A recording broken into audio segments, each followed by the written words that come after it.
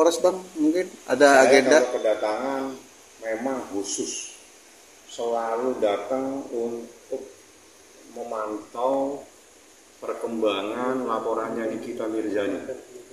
Artinya memang saya diminta secara khusus sama Niki, abang sempatkan waktu untuk memantau prosesnya. Jadi alhamdulillah proses berjalan, ada hal yang luar biasa, perkembangannya luar biasa, tapi tanya Umas. Tanya Umas, ada Umas aja suruh nyampein, Mas tahu itu. Siap. Kalau saya ngomong begini berarti ada informasi yang saya terima, tapi informasi ini menjadi hak penyidik. Nah kalau haknya penyidik berarti yang punya hak adalah Humas. Sampaikan. Nah jadi insya Allah proses berjalan, gas jalan terus tanpa koma. Kita lihat aja terus prosesnya berjalan. Kenapa proses ini, jika kita melihat kalender laporan di bulan September, maka proses yang dalam waktu 1 bulan lebih, ya, ini proses yang luar biasa. Karena ini kasus adalah kasus yang juga memerlukan adanya visum, kasusnya juga memerlukan adanya psikolog, dan juga melibatkan dari Dinas Perlindungan Perempuan dan Anak, juga melibatkan LPSK. Artinya stakeholder terkait dengan perlindungan terhadap perempuan dan anak dan saksi, semuanya turun tangan. Nah, dalam proses turun tangan seperti ini, proses yang berjalan, yang dilaporkan di bulan September, dan dalam waktu yang 1 bulan lebih ini berjalan luar biasa.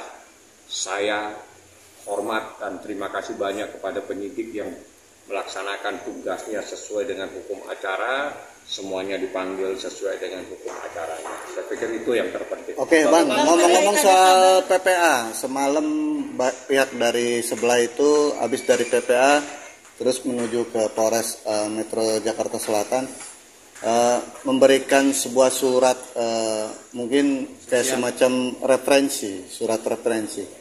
Dan rencananya akan mau buat sebuah pengaduan atau laporan. Menanggapinya seperti apa Bang? Saya nggak yakin itu surat dari siapa ya. Karena yang saya tahu Laura itu di Serpos tidak ada yang bisa menyentuh dia. Jadi dia dalam keadaan aman dan diamankan dalam keadaan sangat aman sekali. Jadi tidak mungkin ada yang bisa berkomunikasi, menyentuh, mendapatkan dokumen apapun. Jadi saya pikir itu mungkin halusinasi saja. Yang kedua, terkait dengan kedatangan di suatu instansi mungkin lama tidak refreshing.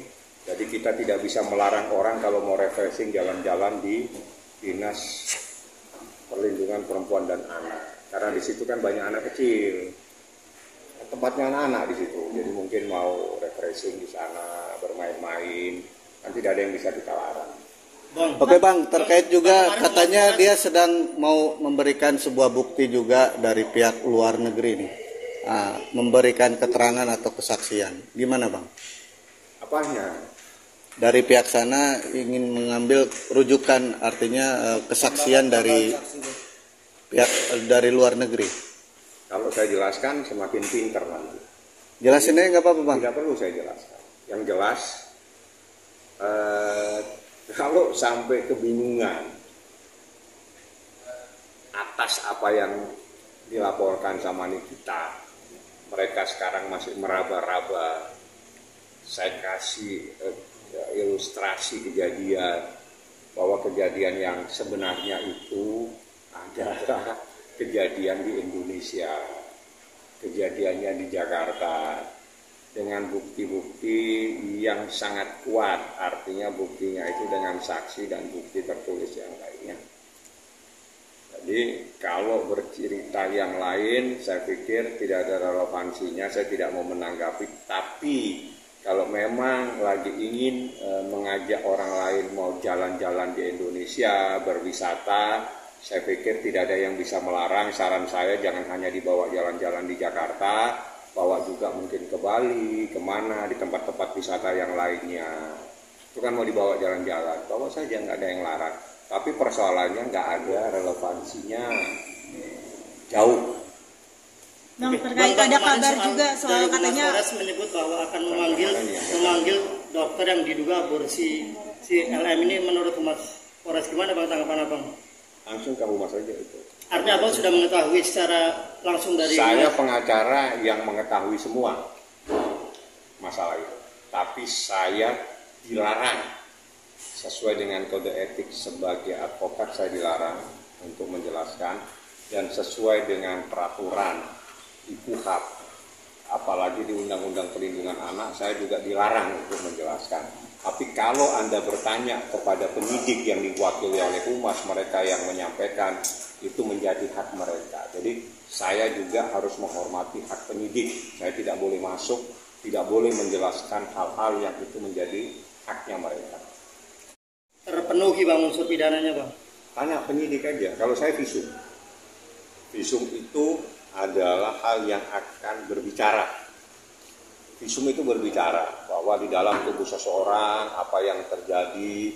Dalam visum itu juga menjelaskan apa yang terjadi. Jadi visum itu adalah sesuatu yang bisa menyampaikan apa yang terjadi. Itu visum. Yang lain silakan tangkap. Saya hanya membantu Anda untuk menyampaikan visum itulah kunci dari persoalan ini. Visum yang bisa menjelaskan apa yang terjadi terhadap seseorang. Bang, banyak warganet yang ibaratnya bilang kalau laporan ini terlalu lama prosesnya dan lain-lain. Saya sudah jelaskan dalam waktu tenggang waktu September lapor, kasus ini juga memerlukan proses yang melibatkan anak, harus tunduk pada Undang-Undang Perlindungan Anak, memerlukan visum, maka proses yang dilaporkan pada bulan September dan akhirnya visum juga sudah selesai, dan itu proses yang cukup luar biasa cepat.